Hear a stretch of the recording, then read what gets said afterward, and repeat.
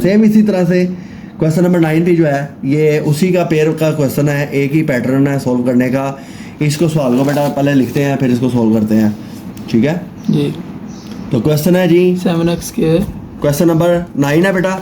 9 के अंदर क्या कह रहा है सवाल है 7x की square minus 3y square equal to 4 is equal to 4 आ गया।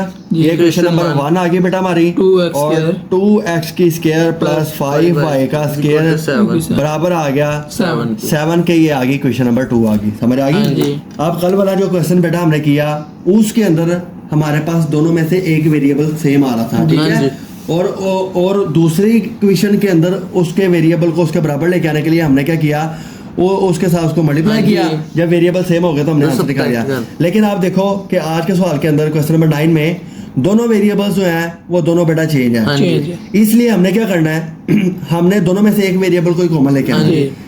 अब 2 के साथ कौन सी ऐसी वैल्यू को मल्टीप्लाई करें कि 7x स्क्वायर बन जाए, या 7 को किसके साथ मल्टीप्लाई करें कि 2x स्क्वायर बन जाए। तो ऐसी कोई वैल्यू नहीं, समझ आ गई।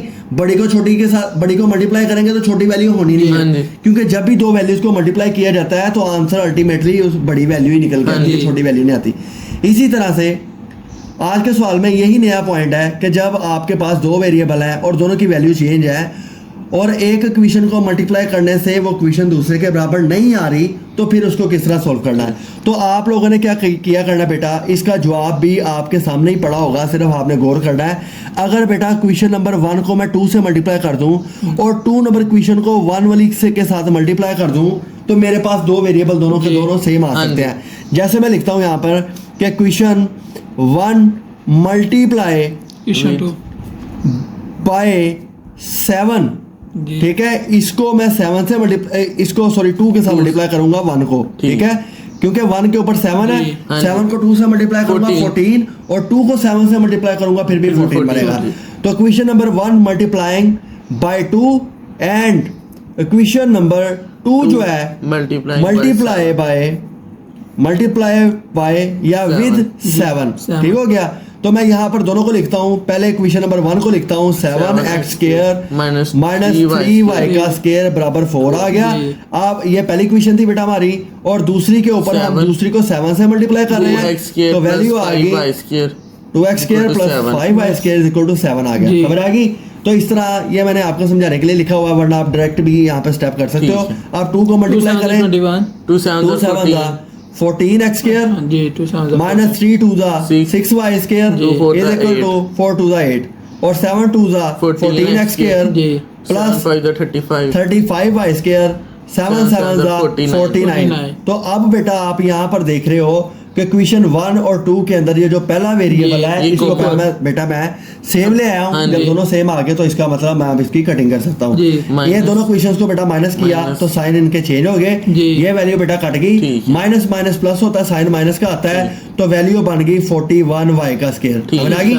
और 8 में से 49 गए तो माइनस का 41 आ गया, समझ आ गई। जो बड़ी वैल्यू होती है उसका साइन आता है तो बड़ी वैल्यू के साथ माइनस है, ये आ गया बेटा। माइनस माइनस से कट गया 41 से कट गया, y स्क्वायर बराबर है प्लस माइनस बराबर आ गया प्लस का 1 आ गया, समझ आ गई, क्योंकि माइनस माइनस कट गया। अब मुझे खाली y चाहिए तो मैं अंडर रूट बोथ साइड्स पे करूंगा। Taking under root both sides पे किया तो यहाँ पर बेटा हमारे पास y स्क्वायर बराबर है अंडर रूट 1 के आ गया और y बराबर आ गया प्लस माइनस 1 के आ गया। यानी कि इसी वैल्यू के अंदर y1 भी आ गया, y2 का आंसर भी मेरे पास निकल के आ गया, समझ आ गई बेटा। अब मैंने सिंपली क्या करना है, मुझे x की वैल्यू चाहिए तो मैं x की वैल्यू के लिए y1 और y2 की वैल्यू क्वेश्चन नंबर 1 के अंदर पुट करूंगा। नाउ यहाँ पर आप लिख लो ताकि एग्जामिनर को आसानी रहे समझने में। Now putting value of y in equation दोनों में से किसी में पुट कर लो। इन इक्वेशन 1 क्या है ऊपर लिखी हुई है, ये वाली 7x square minus 3y square is equal to 4 आ गया, और इसके अंदर बेटा हमने पुट करना है। तो पहले क्वेश्चन लिख लेते हैं 7x स्क्वायर माइनस 3y का स्क्वायर इज इक्वल टू 4 आ गया बेटा, ओके।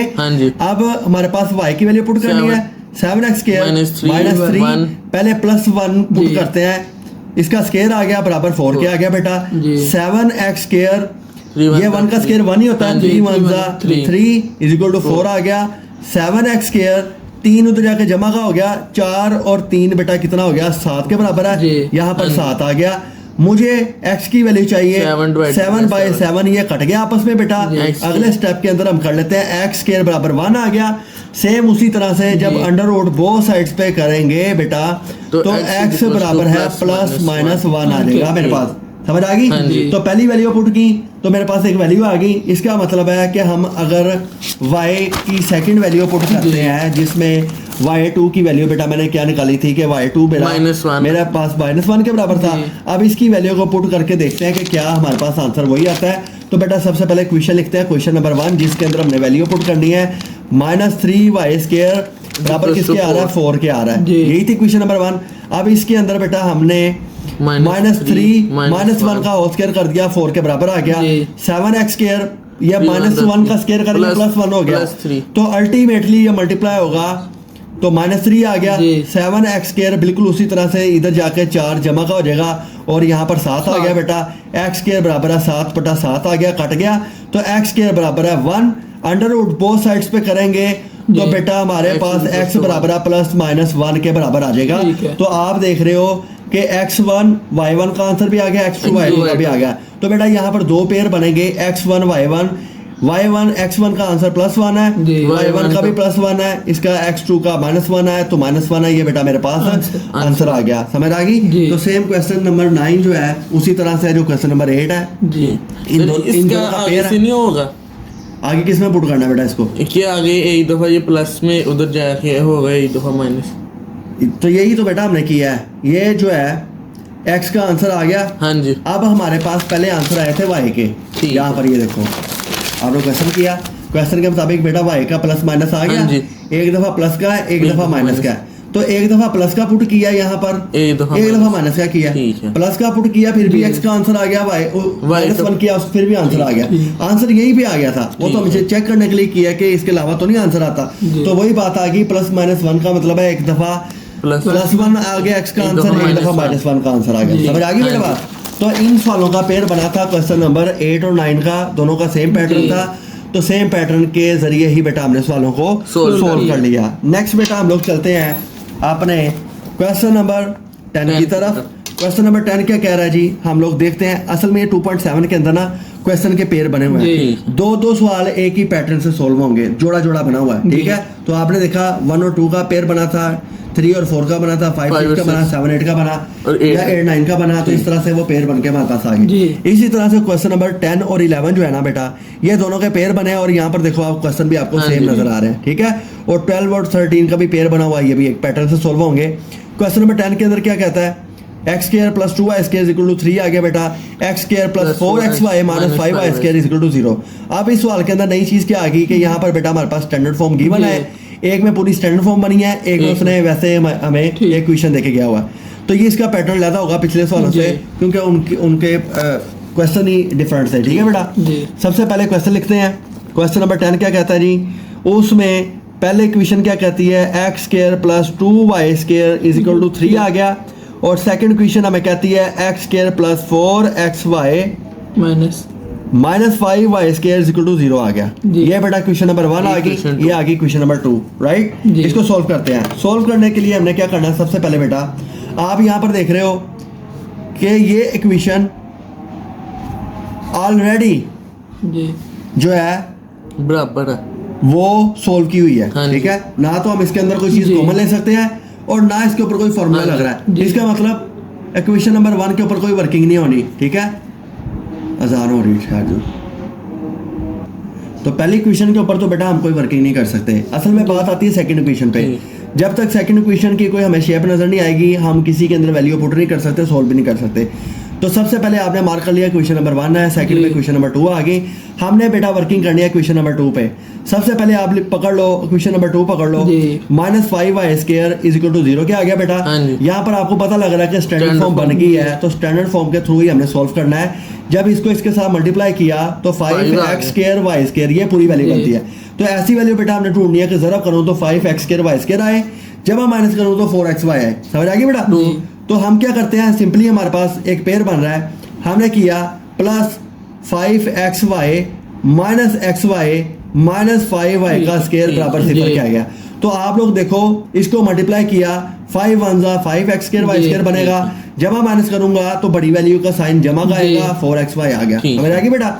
यहाँ पर बेटा हमने x कॉमन लिया तो x प्लस 5y ये स्टेटमेंट बन गई, माइनस y यहाँ पर कॉमन ले लो तो x प्लस 5y ये इक्वेशन बन गई, समझ आ गई मेरे पास। तो जब ये जो पेयर है ब्रैकेट वाले ये सेम आ जाते हैं, इसका मतलब होता है हमारी जो है वो फैक्टराइजेशन सही जा रही है। इसके पेयर को पकड़ लेते हैं बेटा, x माइनस वाई एक बन गया, x प्लस 5y एक बन गया, समझ आ गई। ये बराबर दोनों सिफर के आ गया। पहले इस वाली को बराबर पुट करते हैं, x माइनस वाई बराबर सिफर के आ गया, तो x बराबर आ गया y के, इसको कह लो क्वेश्चन नंबर A कह लो, समझ आ गई बेटा कि x किसके बराबर आ गया y के। सेकंड वाली को पकड़ते हैं कि x plus 5y is equal to 0 आ गया, तो हमें x चाहिए, ठीक है जी, हमें x चाहिए, तो यहाँ पर आ गया माइनस 5y आ गया, इसको बेटा हम कह लेते हैं b, समझ आ गई। एक x की वैल्यू ये आ गई, एक x की वैल्यू ये आ गई, इसको हमने a और b का नाम दे दिया, समझ आ गई। अब हमने अगला स्टेप क्या करना है बेटा, अगले स्टेप में ये करना है कि ये जो x की वैल्यू आई है, यानी जहां पर x होगा वहां पर y पुट कर सकते हैं, इसका यही मतलब है, और जहां पर x है वहां पे माइनस 5y भी पुट कर सकते हैं। इसका मतलब दोनों वैल्यूज ने 1 by 1 पुट होना है। करना किसमें पुट है, आपने इक्वेशन नंबर 1 में जाके पुट करना है, जो कि ऑलरेडी हमें सोल्व दी हुई है उसने, समझ आ गई। उसके अंदर पुट करना वैल्यू को जो हमें ऑलरेडी सोल्व दी हुई है, जिसके ऊपर वर्किंग नहीं करनी है हमें बेटा, समझ आ गई। अब यहाँ पर करते हैं, नाउ हमने क्या करना है, पुट करना है इक्वेशन जो है ए वाली जो है इन इक्वेशन 1, समझ आ गई। जब आप नाम देते हो तो नाम का ये फायदा होता है कि एग्जामिनर को समझने में मदद आती है, उसके पास कोई एम्बिग्विटी क्रिएट नहीं होती, समझ आ गई। वो इजीली समझ लेता है कि यहाँ पर बच्चे ने वैल्यू को कहाँ पे पुट किया हुआ है, समझ आ गई। अब ए को जाकर हम 1 में पुट कर रहे हैं, तो सबसे पहले 1 वाली इक्वेशन तो लिखें, प्लस 2y स्क्वायर बराबर 3 के आ गया, समझ आ गई बेटा यहाँ पे। अब यहाँ पर मैं पुट करता हूँ सबसे पहले x की वैल्यू y वाली, जहां पर x है वहां पे y पुट कर दूं, यहाँ पर बेटा y का स्क्वायर हो गया, प्लस 2y का स्क्वायर बराबर 3 के बेटा आ गया, y square plus 2y square बराबर 3 के आ गया, तो सेम वैल्यू आपस में ऐड होती है, तो 3y स्क्वायर बराबर 3 के आ गया, y स्क्वायर बराबर है 3/3, ये कट गया बेटा आपस में, तो y स्क्वायर बराबर है 1 के आ गया। जब अंडर रूट लिया दोनों साइडों पे, तो यहाँ पर प्लस माइनस 1 आ गया, समझ आ गया। तो अंडर रूट कैसे होगा बेटा, y स्क्वायर बराबर इसका भी 1 करते हैं, इसका अंडर रूट करिएगा तो 1 का अंडर रूट 1 ही होता, प्लस माइनस आ गई। तो यहाँ पर आप देख रहे हो कि y की वैल्यू बेटा हमारे पास क्या आ गई है, प्लस माइनस 1 के बराबर आ गई, समझ आ गई। जब मेरे पास ये y की वैल्यू आ गई, समझ आ गई, y की वैल्यू क्या आ गई, y1 y2 दोनों आ गई। अब मैंने क्या करना है, मैंने इस वैल्यू को उठाकर अगेन a में पुट करना, ताकि मेरे पास a की वैल्यू x की वैल्यू भी तो आए। यहाँ पर ये x का आंसर नहीं है, पहला स्टेप आपने याद रखना है। यहाँ पर x से मुराद ये है कि x y के बराबर है, यानी जहां पर x होगा वहां पर y पुट कर सकता हूँ, ये x का आंसर नहीं है। x का आंसर आएगा न्यूमेरिक वैल्यू में, ये वेरिएबल का मतलब है कि अननोन आंसर है, अभी x का आंसर हमें एग्जैक्ट नहीं पता, कुछ भी हो सकता है। अब हमने यहाँ पर x का एग्जैक्ट आंसर निकाल के भी देना है इसको, जैसे y का 1 है, 1 चेंज नहीं हो सकता। अब इसी तरह से यही y की वैल्यू को हमने क्या करना है, now put the value of y in equation a में पुट करना अगेन जाके, तो बेटा y बराबर x प्लस ये आ गया, तो जहां पर y है वहां पर ये ना पुट कर दूं, तो ये x का आंसर भी आ गया। तो पहला पेयर हमारे पास बन गया x1 y1 और x2 y2, समझ आ गई। इसमें प्लस का 1 भी है, इसमें माइनस का 1 भी है, इसमें बेटा प्लस का 1 भी है, माइनस का 1 भी है।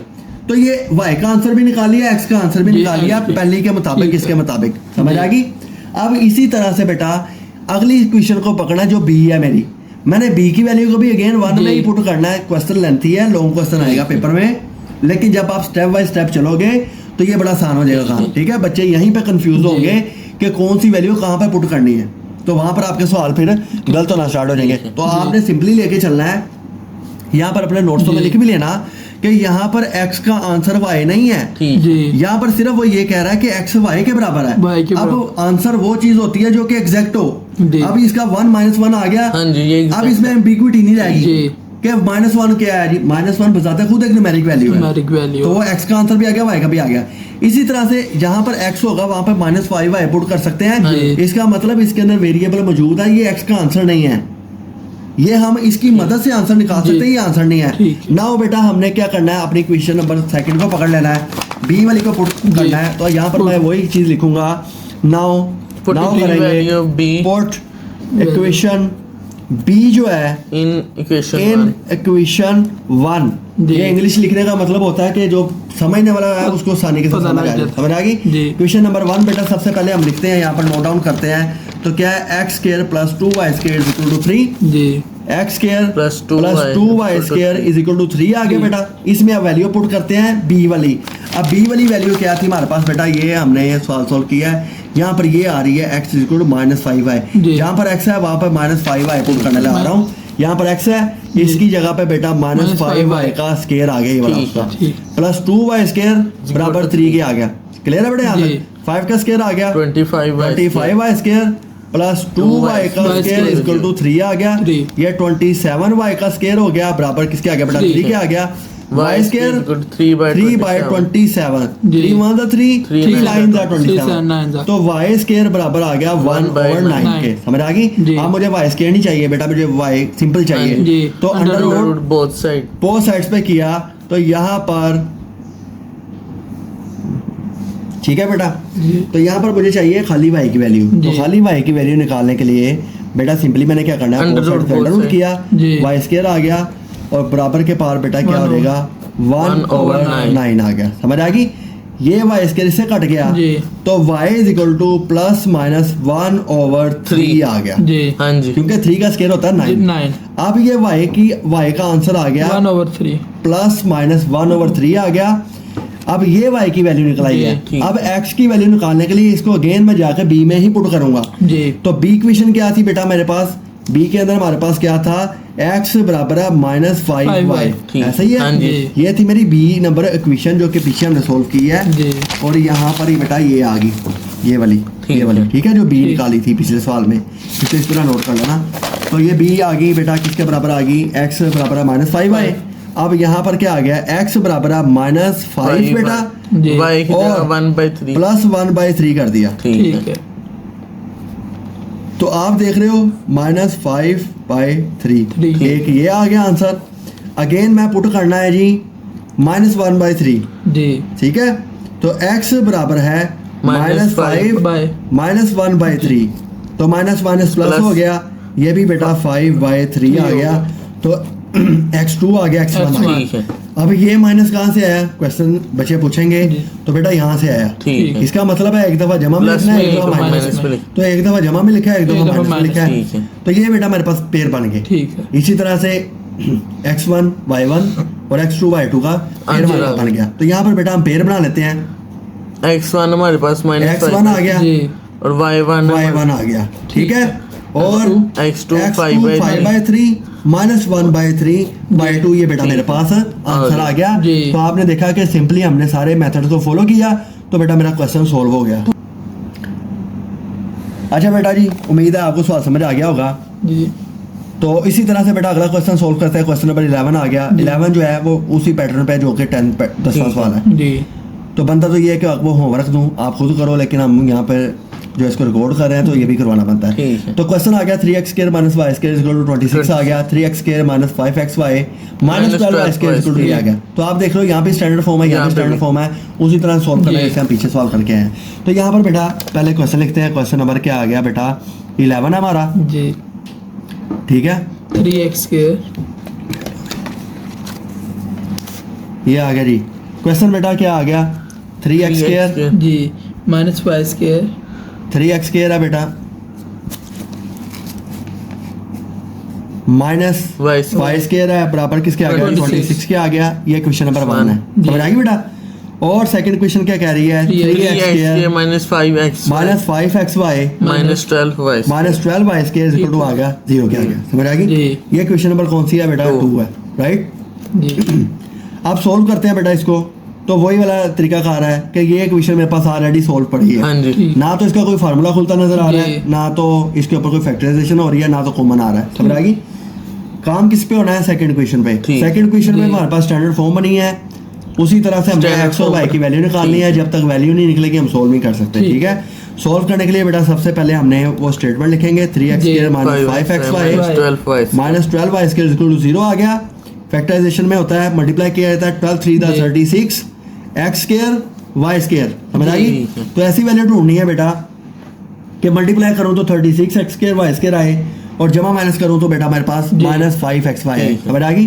तो 3x स्क्वायर, अब इसको सोल्व करने का तरीकाकार बेटा मैंने आपको बताया हुआ है।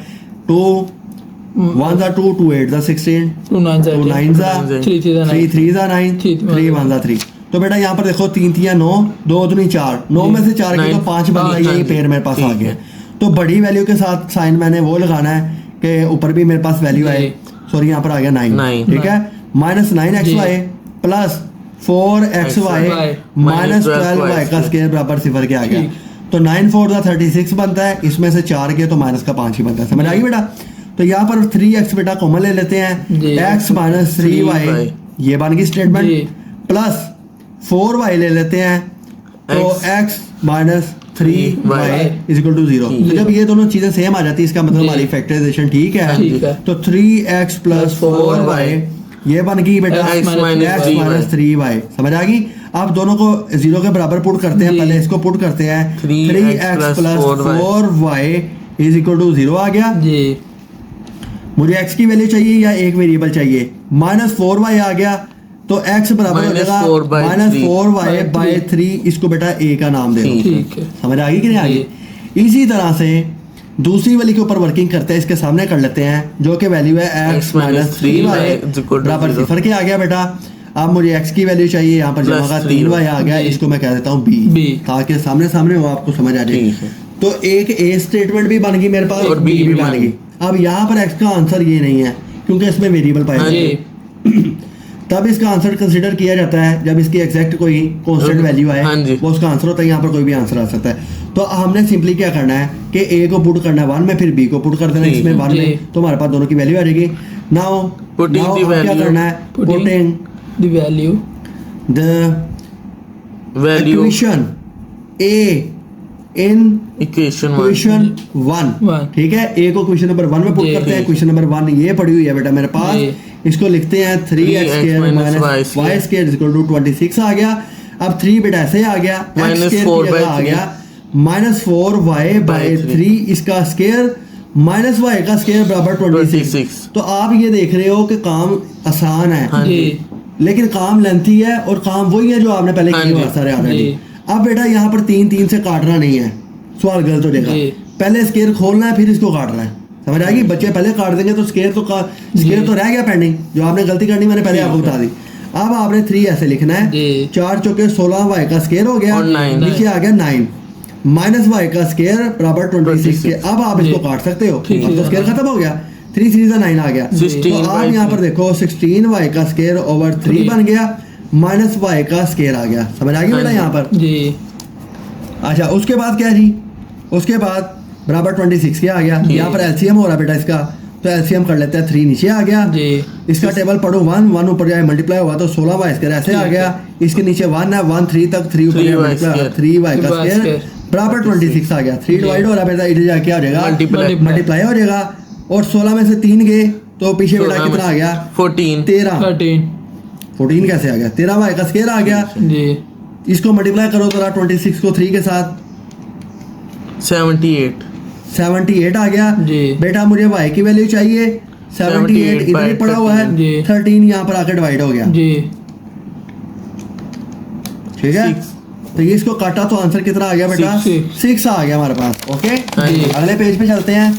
तो बेटा मेरे पास y का आंसर कितना आ गया, y स्क्वायर बराबर 6 आ गया। अंडर रूट बोथ साइड्स पे किया तो अंडर रूट y स्क्वायर बराबर अंडर रूट बेटा किसके आ गया 6 के आ गया। तो आप इसको करके भी देख लो, यहाँ पर 3 तो कोई स्क्वायर बनता ही नहीं है तो कोई वैल्यू बाहर नहीं आएगी। इसका मतलब इसने अपनी वैल्यू काटी तो y बराबर आ गया प्लस माइनस अंडर रूट 6 के बराबर आ गया। तो ये बेटा मेरे पास y1 की वैल्यू भी आ गई, y2 की भी आ गई। अब जाकर मैं a से पकड़ा था, इस वैल्यू को a में जाके पुट करना है। और a की इक्वेशन बेटा मैंने यहाँ पर बनाई हुई है -4y/3। तो यहाँ पर x की है -4 बाई 3 आ गया। तो जहाँ पर y है वहाँ पर एक दफा प्लस का पुट कर लेते हैं, एक दफा माइनस का पुट कर लेते हैं, या प्लस माइनस का इकट्ठा ही पुट कर लेते हैं, इसमें कोई ऐसी बात नहीं है। तो x बराबर आ गया -4, y की जगह आ गया प्लस माइनस √6 आ गया, नीचे आ गई वैल्यू 3 आ गई। तो इसको किया तो 4 प्लस माइनस √6/3 आ गया। ये मेरा आंसर आ गया जी, ठीक हो गया ना। इसके अंदर x1 का आंसर भी है और x2 का आंसर भी है। ओके हो गया। तो आपने इसको इकट्ठा करके लिखना है, तो प्लस माइनस √6 आ गया, सॉरी y मैंने पहले लिख लिया, और -4 प्लस माइनस √6/3 आ गया। पहला पेयर बन गया x1 और y1 समझ आ गई कि नहीं आ गई। y का बन गया, या y1 y2 इकट्ठा ही इसका पेयर बन गया, इसी एक के अंदर ही पेयर बन गया। अच्छा, उसके बाद हम चलते हैं इक्वेशन नंबर बी की जानिब। तो नाउ हम करते हैं, नाउ पुटिंग इक्वेशन बी जो है इन इक्वेशन 1 समझ आ रही है कि सवाल किस तरह कॉम्प्लिकेटेड हो रहा है, आपने स्टेप बाय स्टेप इसके याद रखने हैं। अब इक्वेशन नंबर बी क्या है बेटा, हमारे पास इक्वेशन नंबर बी है, हमने निकाली हुई है पिछले सवाल में, x बराबर 3y के आ गया। तो यहाँ पर पहले मैं लिख लेता हूँ अपनी इक्वेशन, x बराबर 3y के आ गया। ये कौन सी है बेटा, ये बी वाली है, पिछले पेज पे लिखी हुई है। अच्छा, 1 क्वेश्चन क्या है बेटा, 1 नंबर क्वेश्चन में आ गई कि वो जो x है वो किसके बराबर है जी। Question number 1, 3x square minus y square 26। तो 3x square minus y square बराबर 26 के आ गया, ठीक है जी, समझ आ गई। उसी तरह से जैसे ये वैल्यू पुट की है हमने पीछे, अब यहाँ पर क्या आ गया, 3 आ गया, और x स्क्वायर की जगह जो वैल्यू है बेटा इसकी हमने वो पुट करनी है। x की जगह 3y आ गया, 3y इसका क्या कर लिया, स्क्वायर कर लिया, माइनस y स्क्वायर बराबर 26 के आ गया। समझ आ गई बेटा यहाँ पे। तो 3 आ गया, और 3 3 9y square minus y square equal to 26 आ गया। तो 9 3 कितना होता है बेटा, 27y square minus y square बराबर 26 के बेटा आ गया। एक गया 26y स्क्वायर बराबर 26 आ गया। अब y स्क्वायर है ये बराबर आ गया 26 और 26 के कट गया, यहाँ पर आ गया 1। समझ आ गई बेटा। अगले पेज पे चलते हैं। तो आंसर आ गया बेटा हमारा y स्क्वायर बराबर है 1 के आ गया, अंडर बोथ साइड्स पे किया तो y बराबर है प्लस माइनस 1 के आ गया। समझ आ गई। तो ये अगला पेयर भी मेरा कंप्लीट हो गया। अगले पेयर के अंदर ये y की वैल्यू आ गई। अब इसको मैंने अगेन पुट करना है जाके उधर, अगेन पुट करेंगे, पुट वैल्यू ऑफ y, कौन सा y, ये वाला, इन इक्वेशन बी, क्योंकि बी से हमने वैल्यू ली थी तो बी में जाके पुट करेंगे। और बी की इक्वेशन बेटा मैंने अभी यहाँ पर ला के लिखी हुई है, x बराबर है 3y, ठीक हो गया। तो x बराबर है 3y, तो x बराबर है 3, यहाँ पर प्लस माइनस 1 आ गया, तो x बराबर है प्लस माइनस 3 आ गया। समझ आ गई। तो इकट्ठे ही पेयर हमने उठाए, तो दूसरा पेयर हमारे पास बन गया प्लस माइनस 3 एक बन गया, प्लस माइनस 1 एक बन गया, ये आंसर आ गया। तो हमारे पास जब 2 क्वेश्चन आ गई तो 2 ही पेयर बने हैं। तो इंतहाई आसान क्वेश्चन है बेटा, दोबारा से रिव्यू कर लो सवाल को ताकि आपको आसानी रहे समझने में। सबसे पहले बेटा हमने सवाल लिखा था, सवाल के अंदर हमने देखा कि ये स्टेटमेंट को सोल्व करने की जरूरत नहीं है, इसको सोल्व करना है। इसको फैक्टराइज किया, फैक्टराइजेशन के अंदर ये रफ वर्किंग है बेटा मेरी। फैक्टराइजेशन के अंदर इसको सोल्व किया, 2 पेयर बन के आए, पहले को a का नाम दे दिया है, सोल्व करके ये a आ गया, दूसरी इसको सोल्व किया यहाँ पर और सोल्व करने के बाद b आ गया। समझ आ गई। a भी आ गया। अब a को उसमें पुट करना है क्वेश्चन नंबर 1 में, तो मेरे पास a की वैल्यू निकल के आएगी y की, y को अगेन a में पुट करना है। जैसे यहाँ पे सोल्व किया, ये सारा सोल्व होता गया, यहाँ पर आके y की वैल्यू ये आ गई। समझ आ गई। अगले पेज पे चले गए तो y की वैल्यू बेटा यहाँ पर आ गई ये वाली, इसको अगेन उसकी अपनी ही इक्वेशन में पुट करना है जो कि a वाली है। a में पुट किया तो दूसरा पेयर बन गया, तो 2 पेयर बन के इसका पहला पेयर पकड़ लिया। अब b को हमने अगेन पुट किया, y की वैल्यू आई, यहाँ पर देखो y की वैल्यू आई, उसी तरह से y को अगेन पुट किया b के अंदर ही, तो दूसरा पेयर बन गया। समझ आ गई। तो ये जो क्वेश्चन नंबर 10 और 11 है, दोनों का एक ही पैटर्न था सोल्व करने का। समझ आ गई। दोनों एक ही पैटर्न के अंदर ये सोल्व हुए हैं। क्वेश्चन नंबर लॉन्ग है लेकिन पेपर पॉइंट ऑफ व्यू से इंपॉर्टेंट है, पेपर में आते होते हैं। समझ आ गई। तो इसीलिए एक थ्रू के अंदर ही हमने इस चैप्टर को आज वाइंड अप करना है ताकि हमें किसी किस्म की एम्बिग्यूटी ना रहे। अच्छा बेटा, उसके बाद आ जाओ क्वेश्चन नंबर नेक्स्ट के ऊपर आ गया। क्वेश्चन नंबर 12 और 13 दोनों एक ही तरह के हैं। इसमें देखो यहाँ पर ये वैल्यू है, यहाँ पर ये वैल्यू है, तो ये वैल्यू टोटली इससे डिफरेंट है। समझ आ गई। हम देखते हैं बेटा इसको किस तरह सोल्व करना है। नोट करते हैं क्वेश्चन नंबर बेटा हमारे पास आ गया 12 आ गया जी। अच्छा, क्वेश्चन नंबर बेटा 12 आ गया जी। क्वेश्चन 12 क्या है कि वैल्यूज क्या आ रही है बेटा। पहली आ रही है x² plus xy is equal to 5 आ गया। ये क्वेश्चन नंबर 1 है बेटा। हाँ जी। और दूसरे नंबर पे आप देखो कि y square plus x y बराबर आ गया 3 के, ये आ गया क्वेश्चन नंबर 2। समझ आ गई बेटा। अब इस क्वेश्चन के ऊपर गौर करो तो ये दोनों क्वेश्चन जो है ये सोल्व होने वाली नहीं हाँ है। जी। ना तो इनके ऊपर फार्मूला लग रहा है, ना तो इनके ऊपर फैक्टराइजेशन हो रही है। जी। लेकिन इनके ऊपर फैक्टराइजेशन हो रही है, लेकिन जब हम समझेंगे तो फिर हमें पता लगेगा। बेटा इसको सोल्व किया, जब सोल्व किया क्वेश्चन नंबर 1 को, तो आप देख रहे हो दोनों में x कॉमन आ रहा हाँ है। जी। अगर मैं x कॉमन लेता हूं तो अंदर वैल्यू बन गई x प्लस वाई बराबर 5 के आ गया। दूसरी वाली के अंदर y कॉमन लेता हूं तो y प्लस x आ गया जी। बराबर आ गया 3 के। समझ आ गई। अब आप ये देखो कि ये दोनों सेम आ गई। हाँ जी। अगर मैं इसको कहता हूँ ये 1 है, ये 2 है, उसी के ऊपर मैं काम कर रहा हूँ। मैं कहता हूँ क्वेश्चन 1 को डिवाइड करूंगा क्वेश्चन नंबर 2 पे, जी। तो 1 को डिवाइड करने का मतलब होता है कि x प्लस वाई डिवाइड आ गया y प्लस x आ गया, यहाँ पर 5/3 आ गया। जी। तो ये पूरी तो इसके साथ कट हाँ जी। गई। जब कट गई इसके साथ तो आप यहाँ पर देखो कि x ओवर y बराबर है 5/3 आ गया। मैंने x की स्टेटमेंट बनानी है, मैं 5/3 y ना कह दूं, जी। ये मेरे पास एक क्वेश्चन बन गई। आप इसको a कह दो, इसको b कह दो, B। तो ये बेटा मेरे पास सी क्वेश्चन नंबर C। बन गई। तो यहाँ पर x की वैल्यू मेरे पास निकल के आ गई है, जी। जैसे हम पिछले सवाल में निकालते थे। तो अब x को जाके मैं 1 में पुट करूंगा, ठीक है। तो वैल्यू हमारे पास फिर निकल के आ जाएगी बेटा। अब इसको जाके मैं पुट करता हूँ, put value of x in question 1। जी। ठीक है, 1 में पुट करते हैं। 1 वो ऊपर दी हुई है बेटा, यहाँ पर जाके x square plus x y equal to 5 आ गया। तो पहले क्वेश्चन लिख लेते हैं, x square x y is equal to 5। ठीक है। जहाँ समझ नहीं आएगी आप लोगों ने पूछ लेना। समझ सर आ गई? ये यहाँ पे पीछे हम सब्ट्रैक्ट करके इन दोनों को कैंसिल नहीं कर सकते?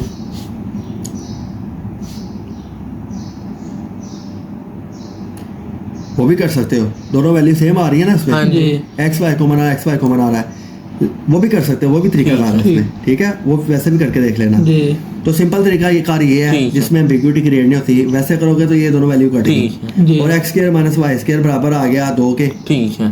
तो उसके ठीक। बाद क्या करोगे, एक्स स्क्वायर उधर रखोगे, 2 माइनस वाई जमा वाई स्क्वायर कर दोगे। जी।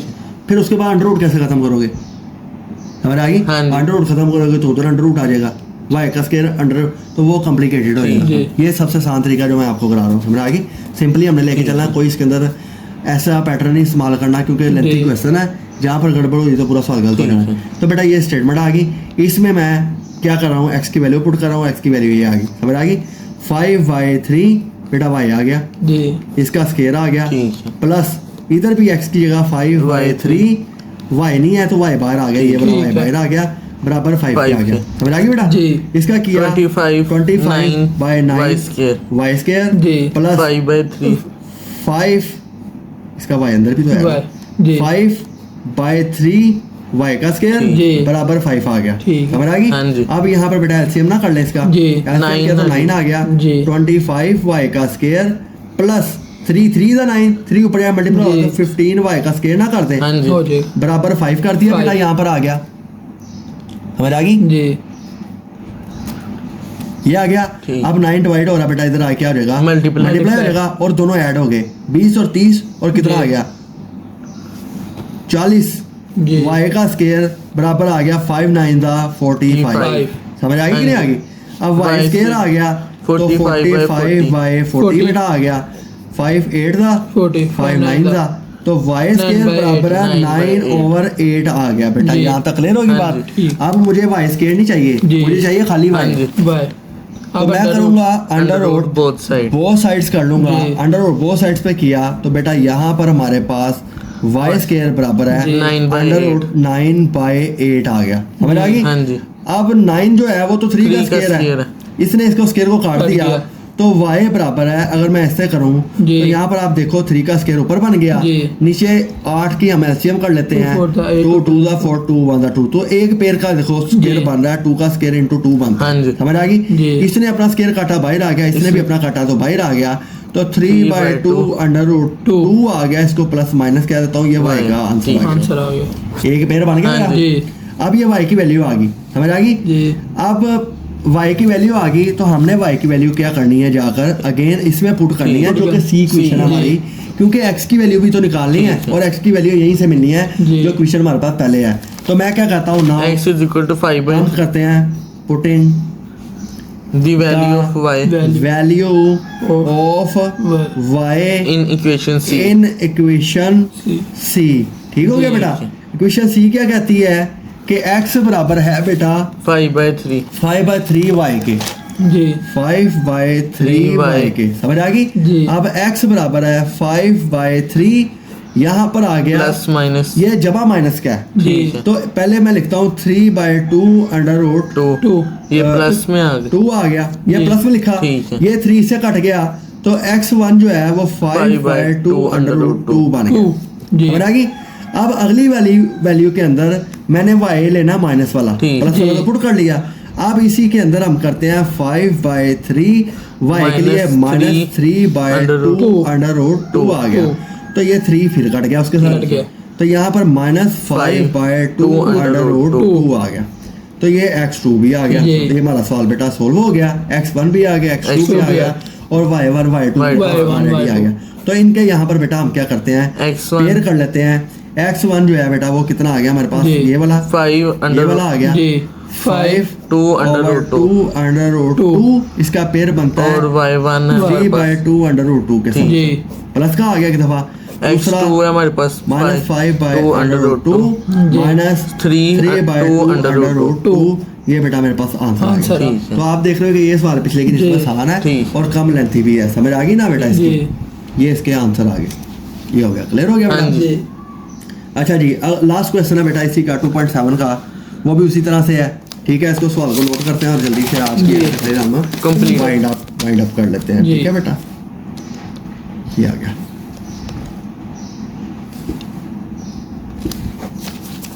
ओके, हाँ जी जी तो पहले तो बेटा हम क्वेश्चन नोट करते हैं। क्वेश्चन नंबर 13 है और लास्ट क्वेश्चन है इस एक्सरसाइज का। उसमें वैल्यू क्या देके गया हुआ है, एक्स स्क्वायर माइनस 2xy बराबर 7 के आ गया, और दूसरे नंबर पे xy प्लस प्लस 3y का स्क्वायर बराबर 2 के आ गया। जी। समझ आ गई, हाँ जी ये क्वेश्चन 1 आ गई, ये क्वेश्चन ये क्वेश्चन नंबर 2 आ गई। इसको सोल्व करते हैं।